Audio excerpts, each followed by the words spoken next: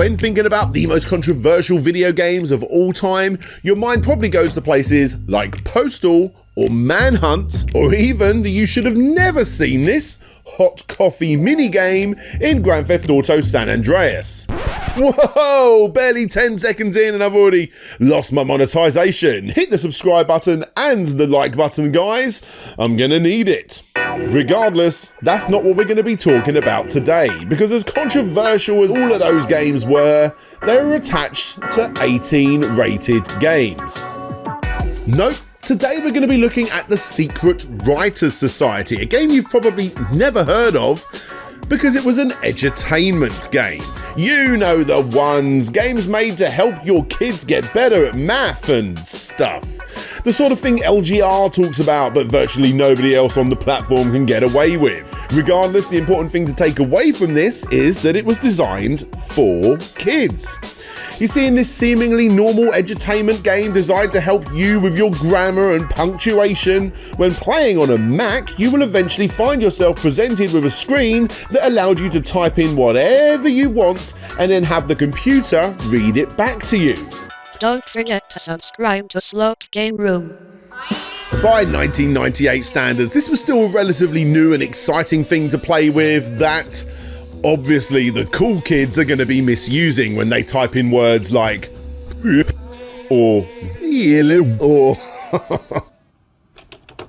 boobs. Sadly for them, even though this was 1998, Panasonic Interactive saw this coming and therefore made a big old list of words that the software would refuse to read if typed in, including the misspelled words. However, there was a bug. As stated, if you had the Macintosh version of the Secret Writers Society and typed a sentence or two with what you wanted it to read aloud and then clicked the big blue button that was labelled read, the computer would of course read that thing. Dear diary, I went to school today. We learned about... However, if your typed out phrase was more like a couple of paragraphs long, the program would take a few seconds to work it all out, leaving you, the youngster, to become a tad impatient, which may result in you, the youngster, clicking the big blue button once again. Dear diary, I went to school today. We learned about George Washington. Acres ass asshole asshole asses ass. And this was where it all went pear-shaped. You see, if you interrupted the program by clicking that big blue button whilst it was reading what you'd already originally typed, it would weirdly, and only in this version of the game, start reading from the naughty list instead. We learned about George Washington. A-G-P-S-P-E-N-U-S-C-S-A-U-C-K-E-R cocksucker. Yep, as a parent, you thought you was doing the right thing by purchasing this instead of Carmageddon 2, released the same year. But now it's quite literally swearing at your kids. Oh, won't somebody please think of the children? This was first reported on by the edutainment website Super Kids that normally reviewed these kind of things, after they were sent in a couple of angry messages from parents that had found the bug. This goes way beyond George Carlin's 7 bad words. Or as another parent noted, it was quite unnerving to be sitting in front of the computer and then suddenly having this mechanical voice swearing at me, almost like something out of a slasher movie or something. It could really affect a child. We agree. And in retaliation to all this, the Wall Street Journal reported on this, as did MSNBC and plenty of others apparently, which resulted in Panasonic quickly putting out a statement apologising for the incident and offering up free replacement copies with the bug fixed. So, yeah, that's the end of that, right? Well, no, not really. You see, there is some disputes arguing whether this was done intentionally or not, as the anti-communist activist group called Artmark claimed to have been behind the whole thing. Now, Artmark are worth looking into themselves completely. Perhaps one day I'll do that video. Let me know down below if that's something you would be interested in. But for this video, the important thing to take from this is that Artmark was headed up by a guy called Jack Servin, a former employee of Maxis. You know, those guys responsible for some of the most popular PC games of all time, like SimCity and The Sims.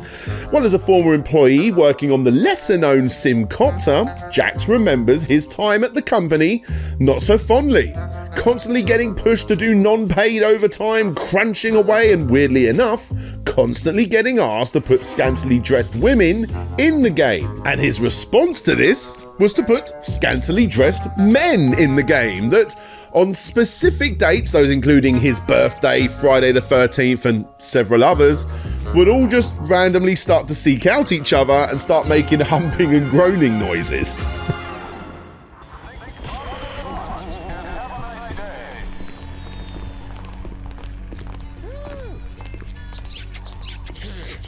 Now on the surface, looking back at it now, this hidden Easter egg that made it through the cracks is comical at best and far from offensive. Yet Maxis took offense to the bug as 78,000 copies had been sent out already, and noise had started to spread on news stations that covered it. And I meant this to happen really rarely, so that, you know, I would maybe keep my job, maybe I could quit anyways, but it would happen and I'd have this kind of sweet revenge. But it actually happened the day after 80,000 copies of the game were shipped to store shelves, and my boss was playing the game with his 9-year-old daughter, and boom, the screen was covered with these guys in swimsuits.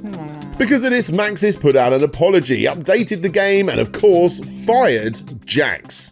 For him, this whole situation was blown way out of proportion, but it did encourage him to start the previously mentioned Artmark group, a group that were known for their pranks with a purpose, getting the attention for underreported issues. Now, this is where the story goes a little bit skew-with, as the group claims to have actually been around for an incredibly long time, not as Artmark, but instead as BLO, the Barbie Liberation Organization.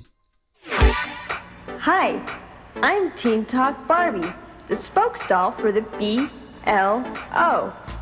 That stands for the Barbie Liberation Organization. Okay, so I'm pretty sure this is the weirdest video I've ever made. Well, okay, that's up for debate. Regardless, the intention of this prank with a purpose was to smash down gender stereotypes with kids who buy Barbies and G.I. Joes by swapping their voice boxes around, making G.I. Joe say stuff like, "Wanna go shopping? I love school, don't you? Will we ever have enough clothes?" and Barbie saying things like, "No escape for the guilty. Vengeance is mine." Now, honestly, there's no real proof that any of these events are linked, except for the fact that Artmark and Jax claim that they are linked.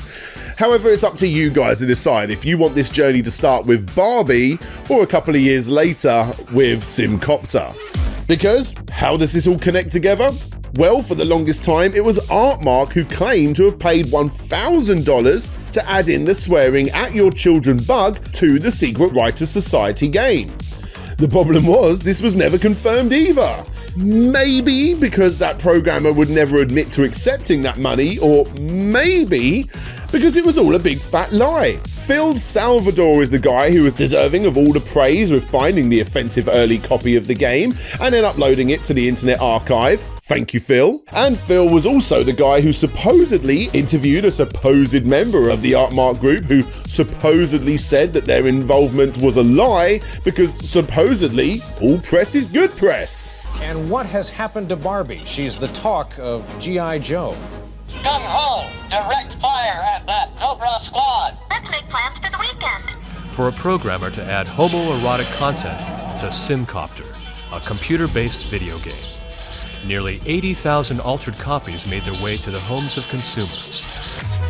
So in short, is the reverse shoplifting of a bunch of modified Barbies and G.I. Joes, the ultimate gay pride parade Easter egg, and the edutainment title that swears at your children all connected? Maybe? Honestly, we will never know. But it makes for a good story, right?